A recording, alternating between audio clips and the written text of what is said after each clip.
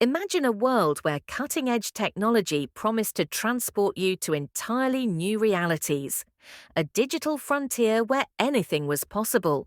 A world envisioned not in some distant future, but in the vibrant, optimistic dawn of the 1990s. Yet, today, when we talk about virtual reality, these early, ambitious attempts are conspicuously absent from the conversation. Why? What forgotten failures, or perhaps hidden truths, lie buried beneath the glossy, rose-tinted nostalgia we often associate with that decade? The answer is far more complex and, frankly, much stranger than you might think. To understand the ghost of 90s VR, we must first journey back to a time of boundless optimism and nascent digital dreams. The late 80s and early 90s were buzzing with the concept of cyberspace, a term popularized by cyberpunk authors like William Gibson. Suddenly, the idea of stepping into a computer-generated world wasn't just science fiction, it was on the cusp of becoming reality. Companies like VPL Research, founded by Jaron Lanier, were at the forefront, creating what seemed like revolutionary gear. Data gloves that allowed you to manipulate virtual objects with your hands, and head-mounted displays dubbed iPhones. Think about that name for a moment, iPhone. It sounds like something plucked directly from a Philip K. Dick novel, promising a direct neural link to the digital realm. The media, ever eager for the next big thing, latched onto this vision with fervor. Magazines like Mondo 2000 published glowing articles, projecting a future where VR would revolutionize everything from entertainment to medicine, even going as far as to suggest it could expand human consciousness. Silicon Valley was abuzz with venture capital, pouring millions into these ambitious projects. The public, starved for innovation and captivated by movies like The Lawn Mower Man, eagerly awaited their turn to plug in. There was a genuine belief that within a few years, virtual reality would be as commonplace as television, offering experiences beyond imagination. This wasn't just about video games, it was about alternate existences, about reshaping our very perception of reality. But beneath this shimmering surface of hype and promise, a darker, more unsettling truth was brewing. The reality of 90s VR was a far cry from the fantastical visions marketed to the masses. The first crack in this digitally perfect facade appeared on a fundamental level, the technology itself. While the concept was revolutionary, the hardware was, by modern standards, laughably primitive. Headsets were bulky, expensive monstrosities, often cumbersome and physically taxing to wear. The iPhone HRX, for example, cost upward of $10,000 in 1990s money, an astronomical sum for a consumer product. Even if you could afford one, the visual experience was often a dizzying array of low-resolution, wireframe polygons rendered in nauseatingly slow frame rates. Immersion, the very core promise of VR, was constantly broken by flickering graphics, pixelated landscapes, and input lag that made simply looking around feel like swimming through treacle. The dream of interacting seamlessly with a digital world was hampered by clumsy data gloves that barely registered subtle movements, turning complex tasks into a frustrating game of digital charades. Then came the dreaded side effect, motion sickness. Virtually everyone who donned one of these early headsets experienced some degree of nausea, disorientation, or eye strain. The disconnect between what your eyes saw and what your body felt was profound. Your inner ear, expecting to move as your eyes navigated a virtual world, relayed conflicting information, leading to debilitating bouts of cybersickness. This wasn't just a minor annoyance. For many, it was a genuinely unpleasant, even frightening, physiological response that immediately shattered any illusion of presence. One of the most prominent attempts to bring VR to the masses was Virtuality, a UK-based company that set up arcade machines in malls and entertainment centres across the globe. For a hefty sum of around $5 to $10 for a few minutes of play, you could step into a clunky pod, don a bulky helmet, and engage in rudimentary virtual battles.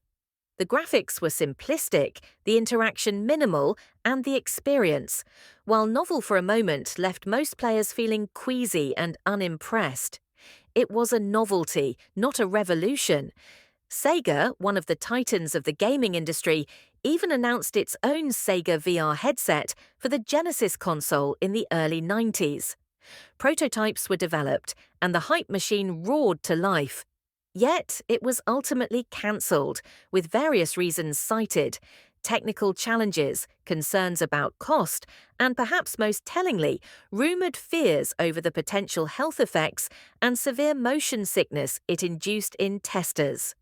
Imagine a company as dominant as Sega stepping away from a potentially groundbreaking product due to concerns about making their customers physically ill. This wasn't just consumer skepticism, it was a fundamental flaw in the foundational experience. The promise of a digital utopia was rapidly devolving into a headache, inducing wallet-sapping exercise in disappointment. The sheer gap between expectation and reality was becoming a chasm, and many wondered if this technology was cursed or perhaps inherently flawed at its core. But the story doesn't end with simple disappointment. The true fate of 90s VR delves into far more obscure and sometimes unsettling territory. As the consumer market recoiled, many companies quietly folded, their ambitious visions fading into obscurity. The vast investments vanished, leaving behind mountains of defunct, experimental hardware gathering dust in forgotten warehouses. Some of these projects veered into increasingly niche, almost clandestine applications. Unable to capture the mainstream, VR found a strange refuge in industrial simulation, military training, and even obscure scientific research, where budgets were larger and user discomfort was deemed a necessary evil. Imagine soldiers training in primitive, low-fidelity virtual battlefields, or surgeons practicing complex procedures using cumbersome, laggy controls, all while battling persistent motion sickness. These weren't glamorous, game-changing applications. They were pragmatic, often grueling, uses for a technology that simply wasn't ready. And this transition meant VR largely disappeared from public view, becoming a whispered legend rather than a visible revolution. But there's another, more chilling aspect to its disappearance from memory. The constant stream of public failures, the persistent reports of nausea, eye strain, and general discomfort began to paint VR in a negative light. It wasn't just that it failed, it began to be perceived as inherently problematic, even potentially harmful. The initial enthusiasm was replaced by a collective sigh of relief that it hadn't caught on. The public subconsciously, or perhaps consciously, chose to forget the awkward, clunky, and often unpleasant experiences, so it wouldn't tarnish the memory of a decade otherwise celebrated for optimism and technological progress. It was easier to simply omit it from the narrative, to pretend it never really happened, than to confront the extent of its shortcomings. This historical erasure wasn't a conspiracy, it was a societal coping mechanism, a quiet consensus to sweep the embarrassing technological misstep under the rug. The dream of cyberspace hadn't just fizzled out, it had become a technological cautionary tale, too embarrassing to mention in polite digital society. The ghost of 90s VR didn't just vanish, it was actively, if subtly, exorcised from our collective memory, leaving behind a void that wouldn't be filled for decades. So, what remains of 90s VR? Its legacy isn't an empire of gleaming headsets and thriving virtual worlds, but rather a series of crucial lessons learned through spectacular failure.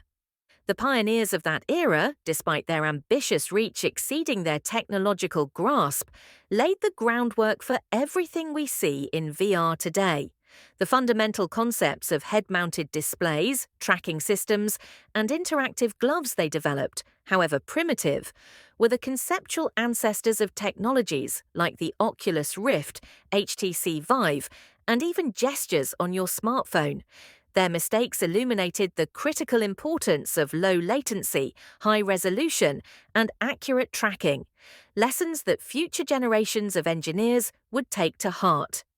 But perhaps the most profound consequence of 90s VR's spectacular crash and burn was the near-complete collective amnesia surrounding it.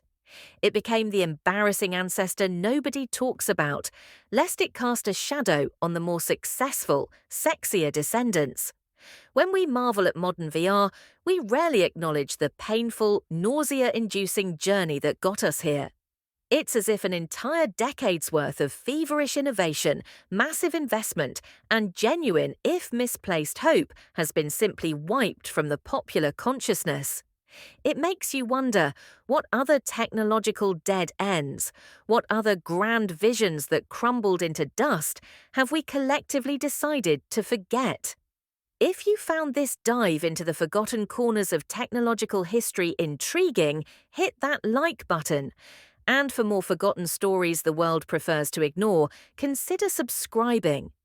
Until next time, remember, history isn't just about what happened, but what we choose to remember, and what we deliberately or subconsciously leave unspoken.